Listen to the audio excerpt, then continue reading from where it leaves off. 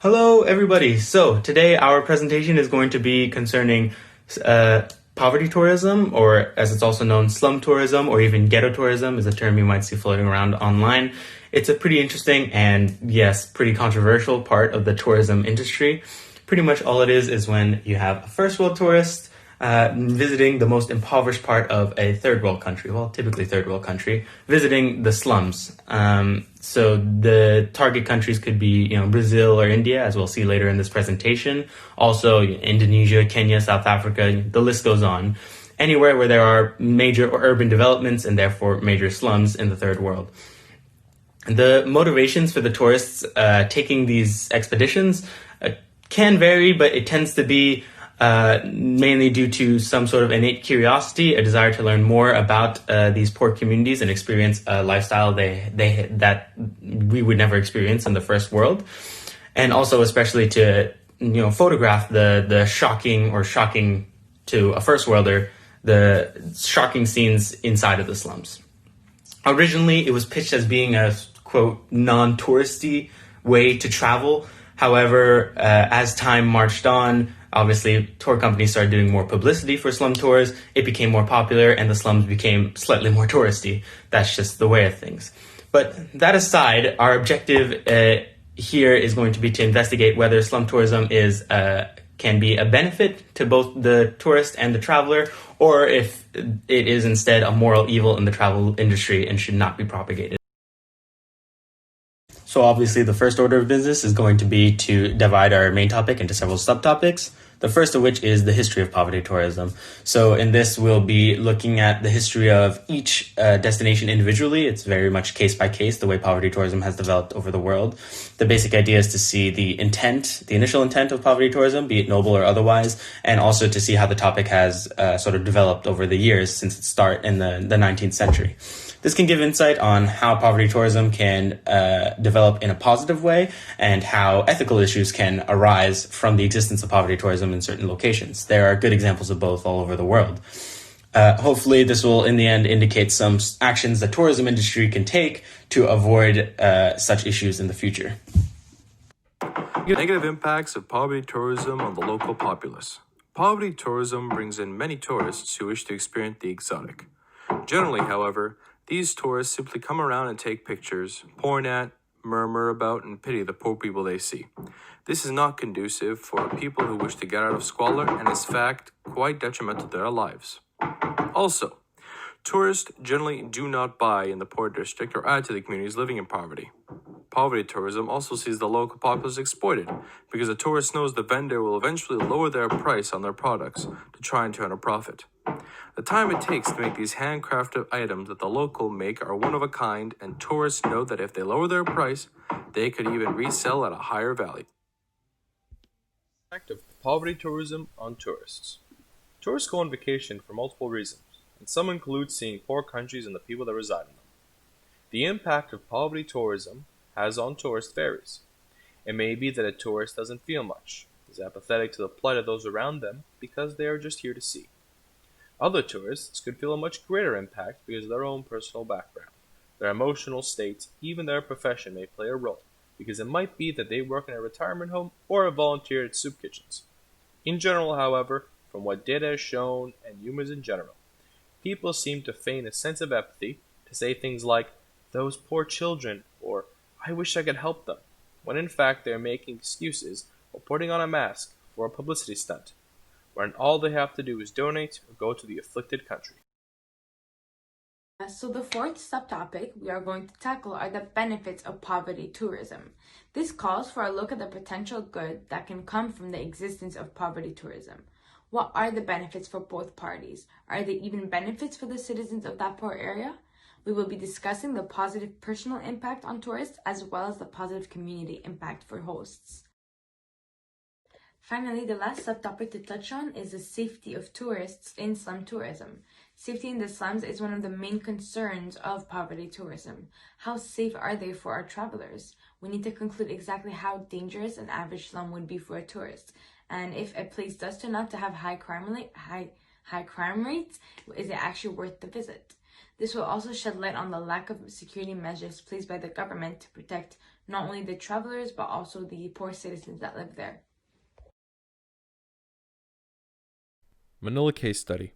The capital of the Philippines is Manila and is a hotspot for poverty tourism.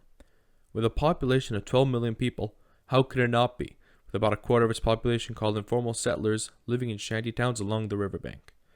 Though Manila has a rich cultural heritage, some tourists wish to leave the protected cultural sites in order to see what a large percent of the population live like every day.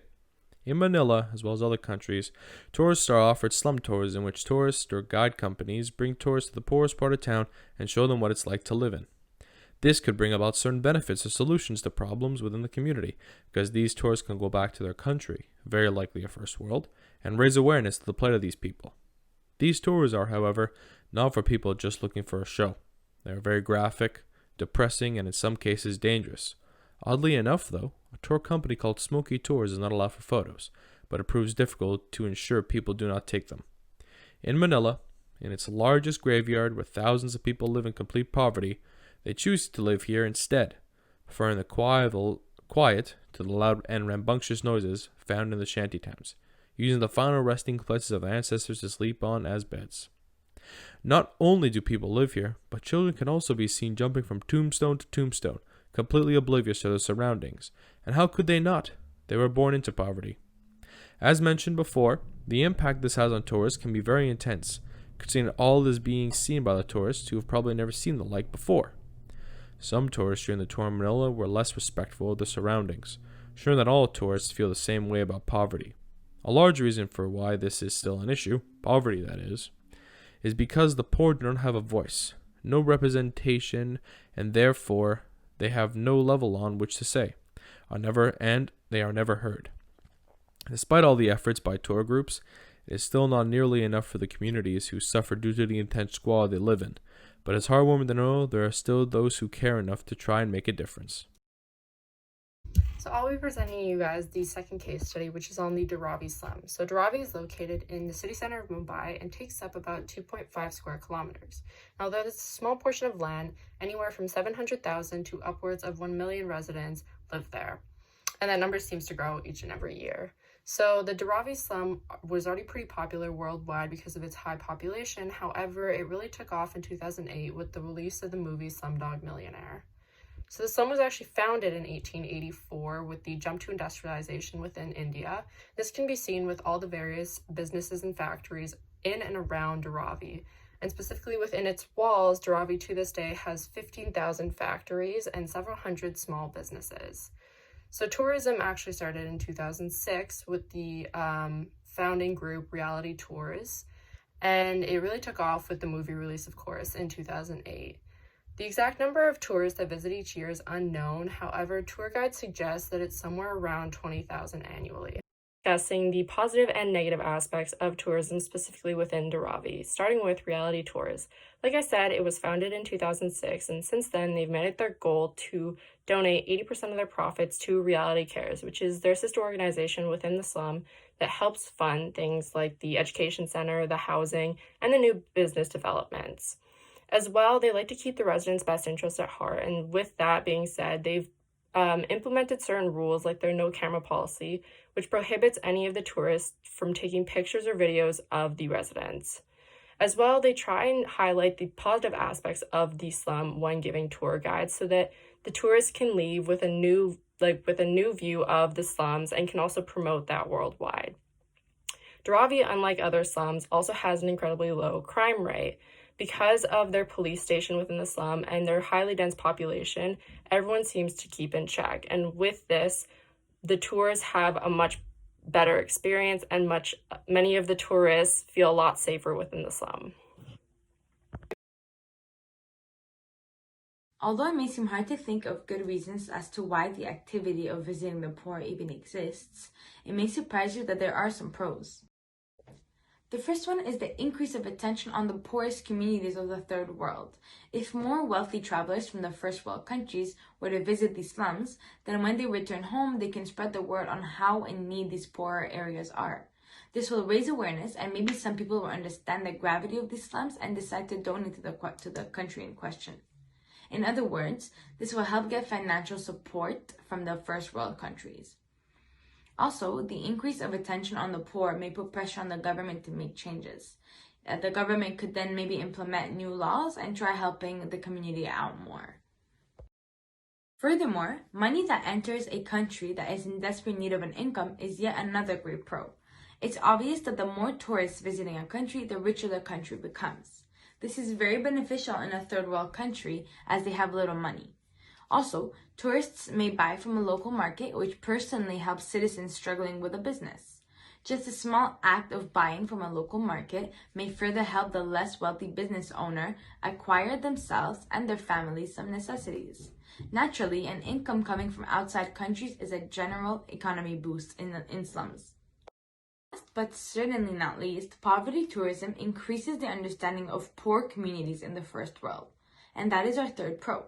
This will help put an end to vindictive stereotypes and may increase tourism once the stereotypes are debunked and the word has spread. It will also stimulate empathy towards the poor and open possibilities for donations to the poor area in question. Finally, it will force travelers to educate themselves upon the slums and have a deeper and clearer understanding of what these less wealthy citizens may feel and how they live.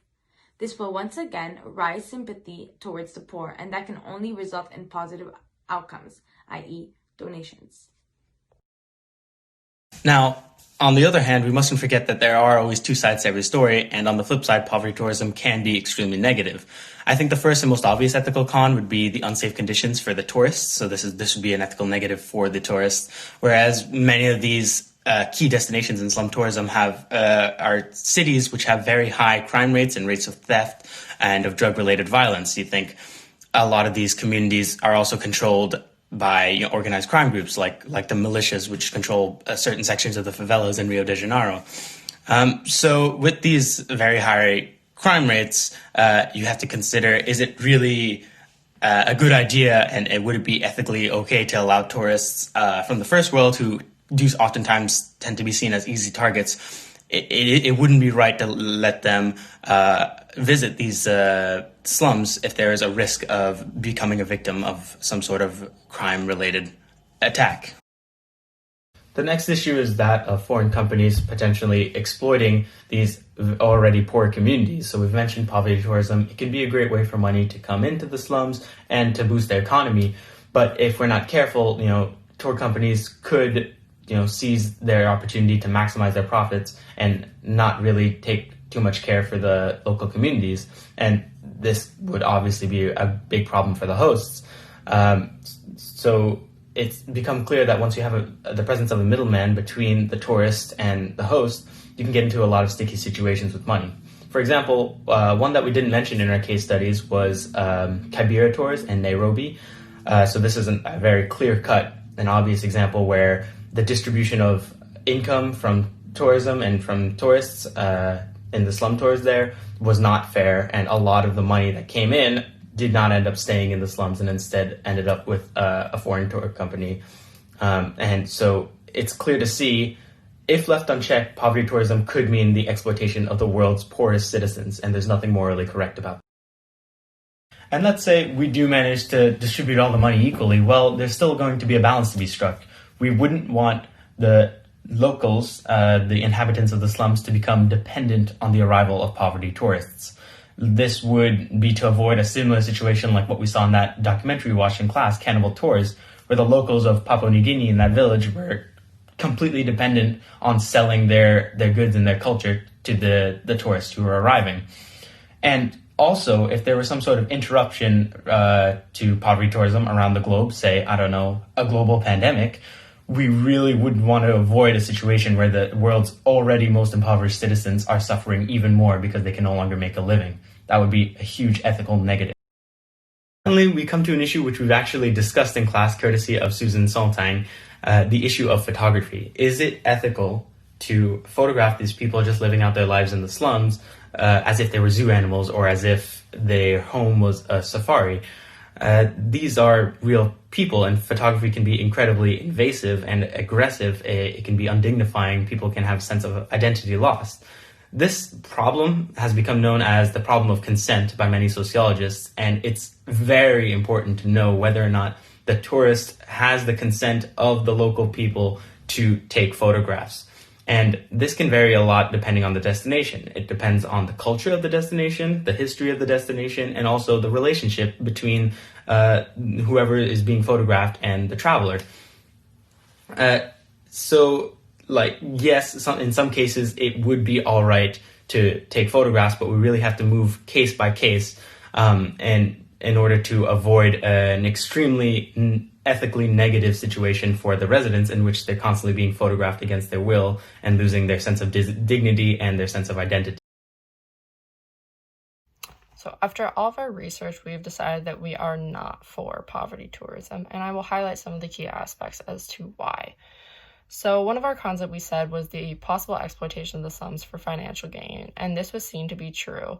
Because most of the tours are from outside sources, whether that be different countries or just simply outside of the slum itself, the people don't really have the residents' best interest at heart. An example of this was seen with reality tours who claim to donate 80% of their profits. However, their financial statements said otherwise. Most of the time, they weren't donating even anywhere near 80%, and they were keeping more of the profits for themselves. The second financial reason we saw was the actually lack of financial gain for residents. One of our primary reasons we were originally for it was because we thought it would financially benefit directly the residents. However, with more research, we saw that most of the businesses within the slums were on the production side, and therefore tourists couldn't actually buy anything from the residents, or at least the majority of residents. This was seen in Rochinha, Brazil, where 83% of favela residents said that they felt positively about tourism. However, 75% of residents saw absolutely no commercial benefit. Similar numbers were also seen in Dharavi, with 68% saying that there was no commercial benefit to the tourism for themselves. The second aspect that we highlighted was the disrespect of privacy and working population. And although the tours and many tours try and implement rules about cameras and privacy, oftentimes, because of the changing technology, people will have their phones on them and still take pictures, or they just disrespectfully go against the rules and will invade the privacy of the residents or disrupt the working population. This was highlighted in several interviews done in Brazil and Dharavi, where the residents felt actually shameful because there was such a high disrespect of privacy that they felt that they were being violated. So the third reason is the high crime rates putting the tourists at risk. Although the crime rates vary from slum to slum, predominantly they were seen to be quite high. An example of this was seen in Rio de Janeiro, who had extremely high crime rates, actually, between the drug trafficking and illegal weapon sales, and more predominantly the murder rate.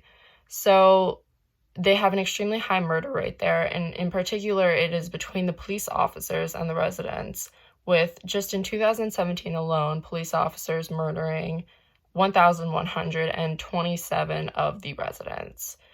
This is made for a lot of tour groups and tourists themselves to avoid the favelas and various other slums worldwide due to the feeling that they are unsafe while they're there, or the fear of also witnessing some of these horrific events take place. The last aspect that we will highlight as to why we are against poverty tourism is that the benefit to residents is limited by cultural and language barriers. So one of the positive aspects was the bond that tourists can make with residents and residents can make with tourists with the interactions that they would have within the slum. However, it was seen more primarily in Asia that a lot of the residents said that they didn't have positive interactions with the tourists because they couldn't really communicate with them. As well, some of them highlighted in interviews that they found it offensive, the lack of clothing that some of the tourists wore because of the cultural differences. So all in all, because of these four reasons, we have actually decided that we are not for poverty tourism. Although if some of these things were to change, we would maybe reconsider. If the financial benefits and the privacy and all these various things change to benefit more specifically the residents, then we would be for it. At the moment, it seems that poverty tourism is really to benefit either the tour guides or the tourists and really doesn't put the residents' best interest at heart. Because of that, we are not for it. So that's it for our take on poverty tourism. We hope you found the presentation interesting and insightful. We hope you learned something. We very much look forward to the discussion in class. Now it's up to you to decide whether or not you agree with us. Once again, thank you for listening, and so long.